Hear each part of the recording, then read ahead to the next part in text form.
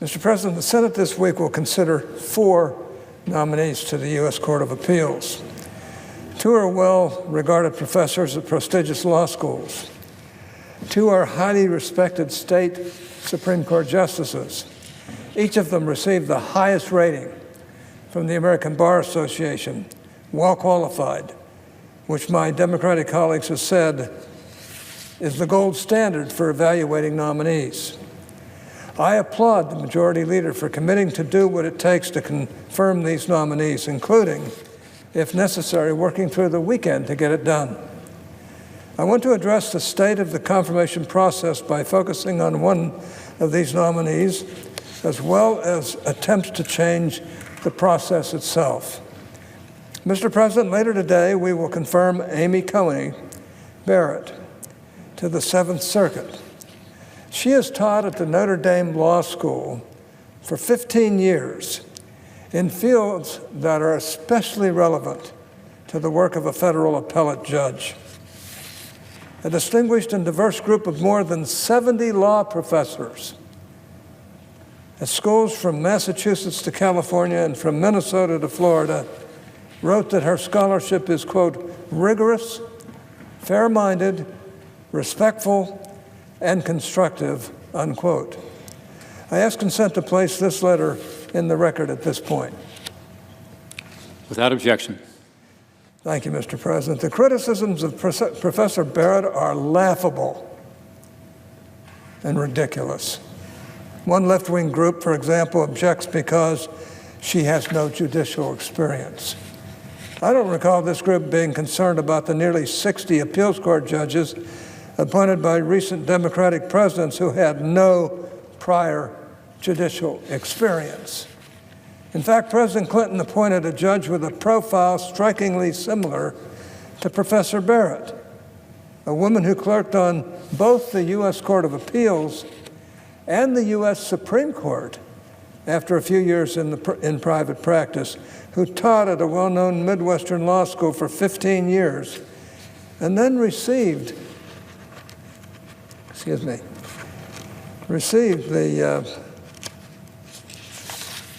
ABA's highest rating to serve on this very same court. Left-wing groups supported the Democratic president's nominee, but opposed the Republican president's nominee. It appears that Professor Barrett has one big strike against her, and that is her religious faith. An important part of her life, by the way. That's all it takes for her critics to say that she has no place on the federal bench, that women or men with such personal religious faith cannot be impartial judges who respect the rule of law. That's bunk. It's ridiculous. It's despicable. It's stupid. And it's beneath the dignity of this body. I strongly reject that view. I find it appalling. These critics apparently believe that judges decide cases based on their personal beliefs. They may believe that, but Professor Barrett certainly does not. In her hearing, she pledged to unflinchingly follow all Supreme Court precedents. She said, quote, "It is never appropriate for a judge to apply their personal convictions, whether it derives from faith or personal conviction," unquote. This has been her view for nearly 2 decades. In a 1998 Law Journal article she co-authored, she explored the real-world situation of how a judge should approach the death penalty when her religious beliefs counsel against capital punishment. Professor Barrett wrote that, quote, "Judges cannot, nor should they, try to align our legal system with the church's moral teaching whenever the two diverge," unquote. In her hearing, I asked Professor Barrett about this article and about what should happen when a judge faces a conflict between her personal views and the law. I wanted the record to be crystal clear so that her views would not be distorted or misrepresented. Here's what she said. on this chart. Quote, I believe that the law wins. If a judge ever felt that for any reason she could not apply the law, her obligation is to recuse. I totally reject, and I have rejected throughout my entire career, the proposition that a judge should decide cases based on a desire to reach a certain outcome, unquote. Her critics appear, to put it most charitably, to have read a different article by a different Professor Barrett. At the hearing, one of my Democratic colleagues observed that religious dogma and the law are different. So far, so good, as far as I'm concerned. So far, so good. But then this, quote, the dogma lives loudly within you, and that's of concern, unquote. Can you imagine that in this day and age? One of our colleagues asking a question like that. Professor Barrett, as I described, has consistently argued for nearly 20 years that judges may not decide cases based on their personal religious beliefs. So what is the problem here? It appears that the problem for some critics is not Professor Barrett's religious faith in general, but the particular religious faith she has. Now, this sounds disturbingly like a religious test for public office. In fact, it is a religious test by some of our colleagues who ought to be ashamed of themselves. Mr. President, I thought America's founders put that to rest when they wrote Article 6 of the U.S. Constitution, prohibiting a religious test for public office. I thought that we had grown past periods in our history when suspicion was leveled against someone running for public office simply because of the church to which he or she belonged. I thought that the free exercise of religion protected by the First Amendment included being free from that kind of suspicion and prejudice. Earlier today, the assistant Democratic leader tried to distract attention from this clearly inappropriate examination of Professor Barrett's religious beliefs. He suggested that my asking Professor Barrett whether a judge's personal beliefs should take precedence over the law is no different than expressing concern that, quote, the dogma lives loudly within you, unquote. Let me be clear. Inquiring whether a nominee will have her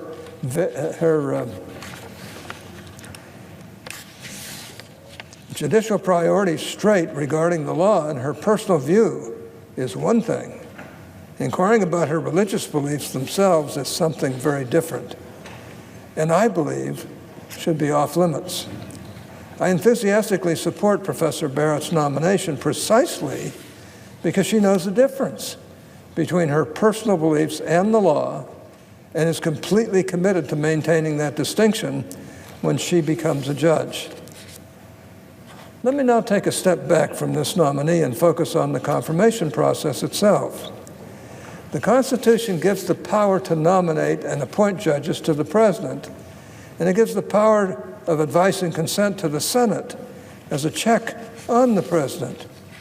The latest dispute about the Senate's part in this process concerns a practice used in the Judiciary Committee to highlight the views of senators regarding judicial nominees who would serve in their states. Judiciary Committee chairmen have come to use a blue piece of paper to inquire about a home state senator's views on a particular nominee. We call it the blue slip. Today, Democrats and their grassroots and media allies are demanding that the blue slip process be used as a single senator veto, even though it involves a Court of Appeals judge who will represent a wide variety of states, if not the whole country.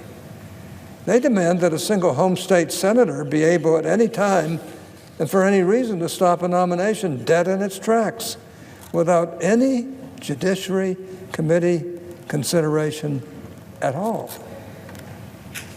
That's ridiculous. I can understand why they want to weaponize the blue slip like this. After all, they once used the filibuster to prevent confirmation of Republican judges, but then abolished nomination filibusters so that no one else could use them.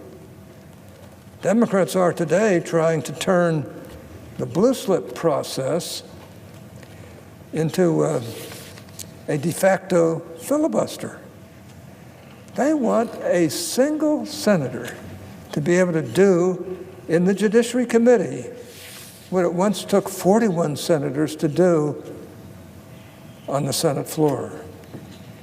Shortly after the Democrats abolished nomination filibusters, Judiciary Committee Chairman Patrick Leahy warned, quote, "As long as the blue slip process is not being abused by home state senators, then I will see no reason to change that tradition," unquote. He was right. The key is to know when that line has been crossed. And Senator Leahy made that point. I've served on the Judiciary Committee for more than 40 years. That experience leads me to suggest two things that can help us prevent abuse of this part of the confirmation process. The first thing to keep in mind is the history of the blue slip process. 19 senators have chaired the Judiciary Committee, including me, since this practice began in 1917. 10 Democrats and 9 Republicans. Only 2 of those 19 chairmen have treated the blue slip as a single senator veto. According to the Congressional Research Service, until the 1950s, no Judiciary Committee chairman treated a negative blue slip as a single senator veto. Home state senators could express their objections in confirmation hearings, and the Judiciary Committee might report a nomination to the Senate with a negative recommendation. But in each case, the process moved forward. Senator James Eastland, who was chairman when I first joined the Judiciary Committee, a Democrat, was the first chairman to treat a negative blue slip more like a veto. Since then, according to CRS, the blue slip policy has been modified to, quote, prevent a home state senator, from having such an absolute power over the fate of a nominee from their state, unquote. Under Chairman Ted Kennedy, for example, a negative blue slip did not stop consideration of a nominee. Chairman Joe Biden actually put his policy in writing in a letter to President George H.W. Bush in early 1989. A negative blue slip, wrote Chairman Biden, would not be a veto if the administration had consulted with home state senators. When I became chairman in 1995 of the Judiciary Committee, and again in 1997, I wrote the White House counsel that I would continue the Biden policy. The second thing to remember is the purpose of the blue slip process. As I wrote in both 1995 and 1997, it is, quote, a courtesy the committee has established to ensure that the prerogative of home state senators to advise the committee of their views is protected, unquote. Nearly 2 decades later, in a 2014 op-ed I wrote for The Hill, I said the same thing, that highlighting the views of home state senators encourages genuine consultation with the Senate when the president chooses individual judicial nominees. The history and purpose of the blue slip process will help identify where it is being used properly and when it is being abused. And believe me, confirmation abuses have occurred. Before 2001, for instance, only 1% of judicial nominees with no opposition were only 1% with no opposition were confirmed by a time-consuming roll call vote. Under President George W. Bush, that figure jumped to 56%, right here. Before 2001, there had been 4 filibusters of judicial nominees, and no majority-supported judicial nominee had ever been defeated by a filibuster. Under President George W. Bush, Democrats conducted 20 filibusters and ultimately kept multiple appeals court nominees from being confirmed. In July, we held another unnecessary cloture vote on a district court nominee, an unnecessary cloture vote. After voting 97-0 to end a debate that no one apparently wanted in the first place, Democrats forced us to delay the confirmation vote by 2 more days. This was the first time in history that a unanimous cloture vote was not followed immediately by a confirmation vote. What's going on here? What's wrong with our colleagues on the other side? Why are they doing this? It could have taken a few hours, but instead took 2 weeks from the filing of a cloture motion to the final unanimous confirmation vote that took place here. Now, this is not the only time that Democrats have forced cloture votes to slow consideration of nominees they end up supporting. What was the point of all that? It's simple. Democrats want to make confirming President Trump's judicial nominees as cumbersome and time-consuming as possible. At this point, in President Obama's first year, when Republicans were in the majority, by the way, were in the minority, the Senate took cloture votes on less than 1% of the executive and judicial branches, and 1% were of all the nominees that we confirmed. This year, with Democrats in the minority playing confirmation spoiler, the Senate has been forced to take cloture votes on more than 27% of the nominees we confirmed.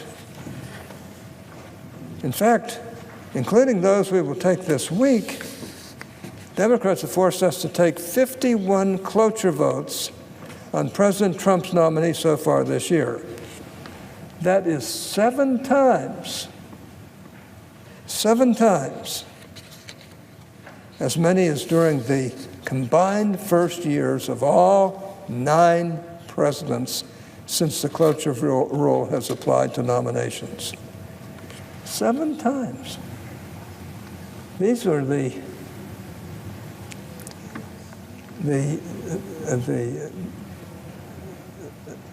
nominations under Obama. Here's President Trump. What's going on here? Well, that's 7 times as many as during the combined first years of all 9 presidents since the cloture rule has applied to nominations. In 2013, Democrats abolished the ability of 41 senators to prevent confirmation. Today, they are demanding the ability of 1 senator, just 1 senator, to prevent confirmation. If that is not an abuse of the confirmation ground rules, I don't know what is. It would be a mistake to do the blue slip process, or to do to the blue slip process what has been done to other elements of the Senate's advice and consent rule. This can be prevented by following the less partisan guidance of history and purpose to chart our way forward. The blue slip process exists to highlight the views of home state senators and, of course, to encourage whoever is executive in this country, whoever is the president, to be open to the feelings of the home state senators and to consult with them when choosing judicial nominees. If it is serving those purposes, the blue slip process should not become yet another tactic for hijacking the president's power to appoint judges. What we have going on here today with President Trump's nominees is hypocritical, it's wrong, it's debilitating to the courts, and it's unconstitutional. It bothers me that my colleagues on the other side are doing this when they themselves were treated much more fairly by our side. Not just much more fairly, absolutely more fairly. This is really pathetic. And I hope that we can somehow or other bring ourselves to treat each other on both sides better. But with regard to judges, whoever is president ought to be given great consideration for the choices. That's what we do when we elect a president. And I know that it's tough on the other side that President Trump is the president.